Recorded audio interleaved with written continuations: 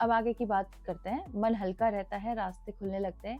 यही संकेत है जीवन सही दिशा में जा रहा है।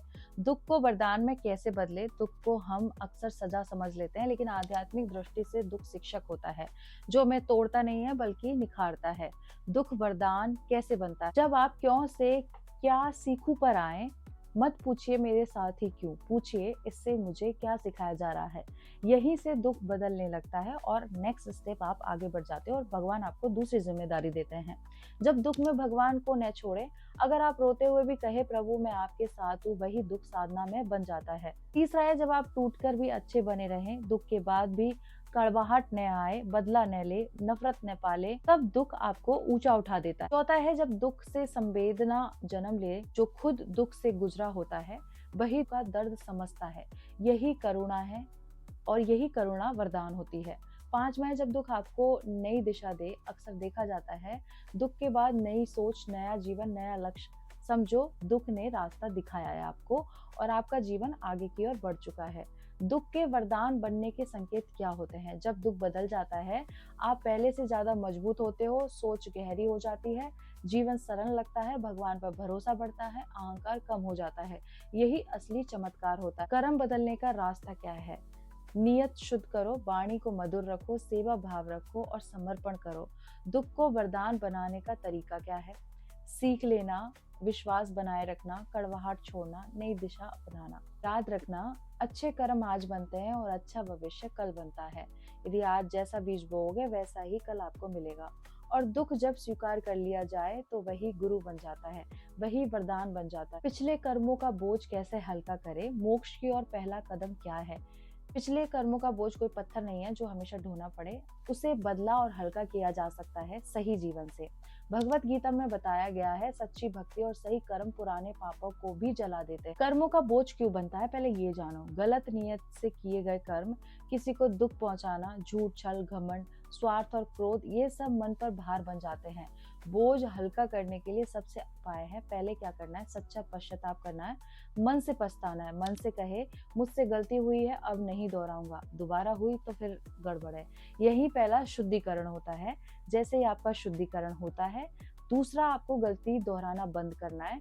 सिर्फ माफी मांगना काफी नहीं होता है, आदतें जरूरी है, बदलाव कर्म कटना है। यदि आप बदले नहीं तो कर्म कटेगा नहीं। तीसरा, सेवा और दान, भूखे को भोजन, दुखी को सहारा, जरूरतमंद की मदद।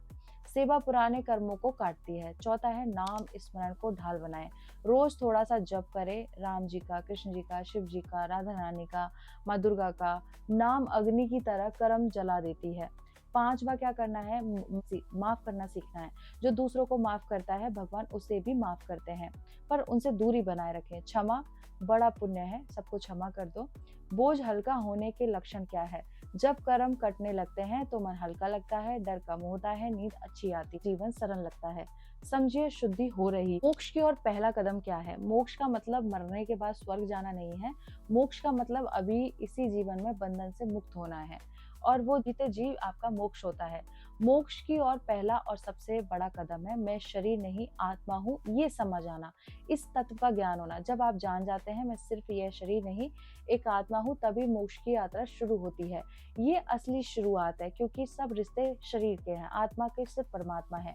मोक्ष की राह पर पहला कदम कैसे रखे? पहले अहंकार छोड़ना है, मैं ही सब हूँ, ये बंधन आपको काटना है, सब प्रभु का है, ये ही मुक्ति है। दूसरी है, आसक्ति कम करना है, हर चीज से चिपकना दुख देता है, धीरे धीरे छोड़ना है, चाहे आपको कितनी भी प्रिय वस्तु की ना हो। तीसरा है, कर्म को समर्पित करना है, जो भी करे मन में कहे हे प्रभु ये आपके लिए है, तब कर्म बंधन नहीं बनता और सारे कर्म प्रभु को सौंप दिए जाएं तो चिपकते नहीं है। चौथा है, भीतर झांकना, आत्मनिरीक्षण, रोज पूछे मैं क्या सोच रहा हूँ, मैं क्यों दुखी हूँ, यही आत्मज्ञान की शुरुआत। पांचवा है, सादगी अपनाना, कम चाहना, ज्यादा शांति चाहना, सादा जीवन, मुक्त मन। मोक्ष की राह पर चलने के लक्षण क्या है?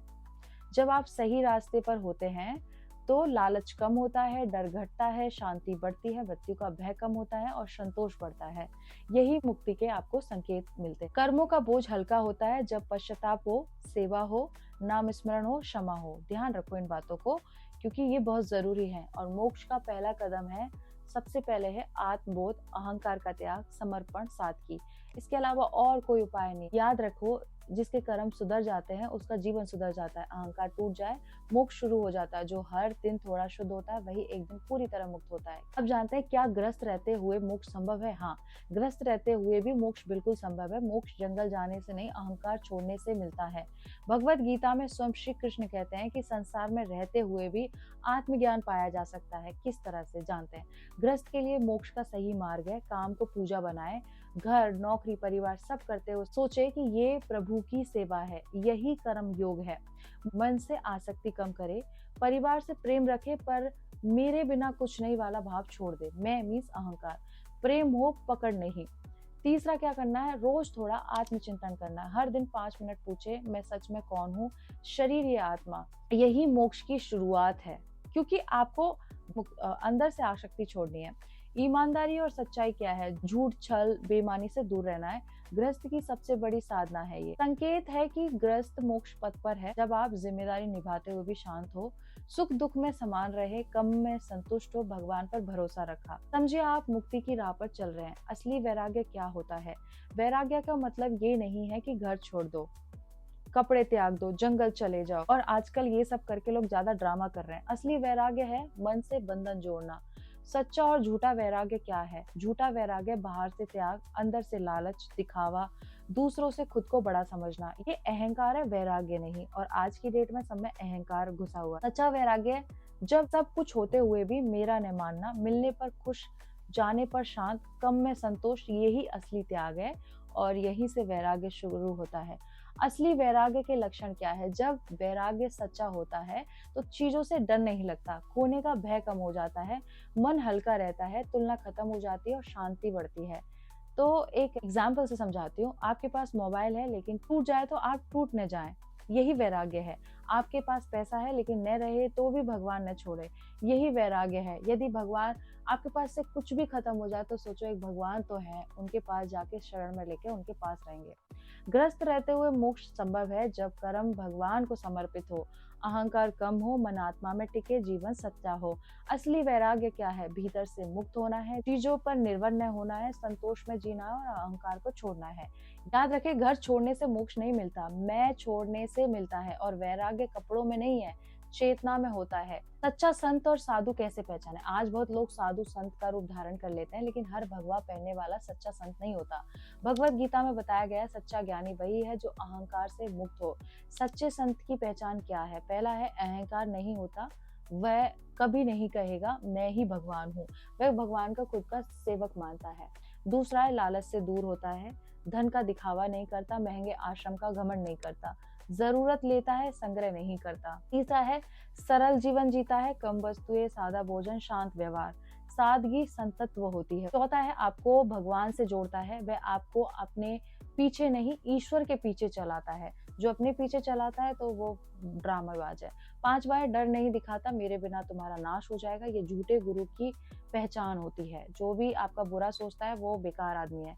झूठे साधु से सावधान रहो, बहुत चमत्कार दिखाए, ज्यादा पैसा मांगे, खुद को अवतार बताए, दूसरों को नीचा दिखाए, ऐसे से दूरी ही भलाई रहती। सच्चा संत आपको आत्मनिर्भर नहीं बनाता बल्कि आत्मनिर्भर बनाता है।